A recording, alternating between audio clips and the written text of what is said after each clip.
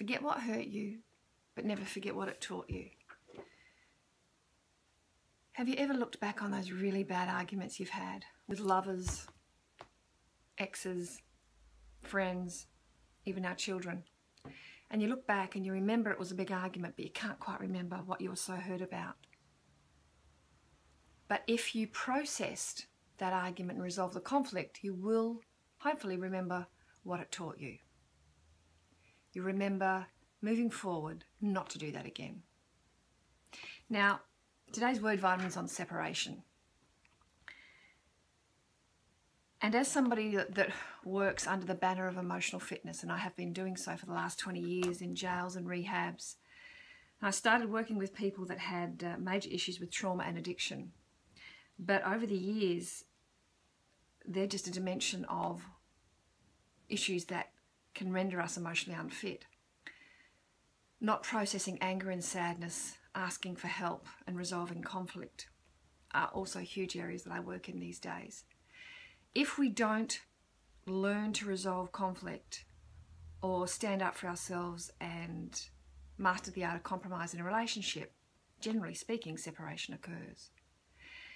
However, for those of you like me that have a few exes in your past, and I always look back at my exes with great gratitude and respect because those beautiful men taught me lessons I couldn't have learned any other way other than with them. And even though there were painful times in learning the lesson, when all of that ruptured and we separated, what I choose to now do is look back with gratitude and remember the good times and the lessons, but not the nitpicky things that they did. Because when relationships break down, it's always two people. And maybe you've got friends also in your past that you were once really, really close to, and then something changed. One of you grew out of the old model of relationship. Life circumstances do change and people do mature at different rates, and sometimes relationships just don't work anymore.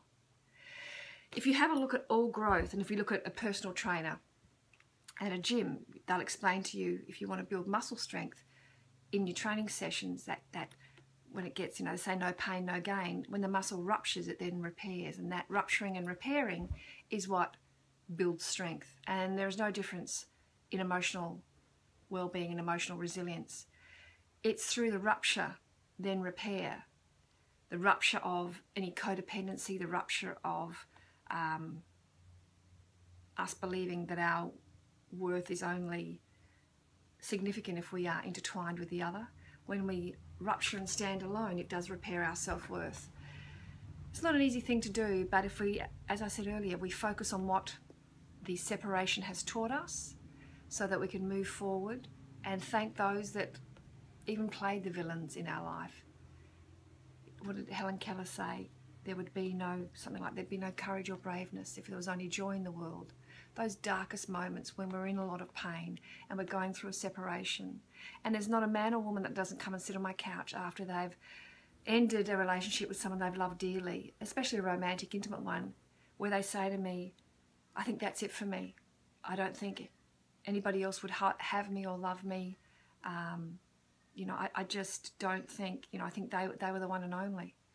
And then I talk to them perhaps, throughout the 18 months of the grieving. And then what we do find is when they rebuild their self-respect and remember their value and regain their confidence, that they open up like a flower and there's new blooms and new relationships.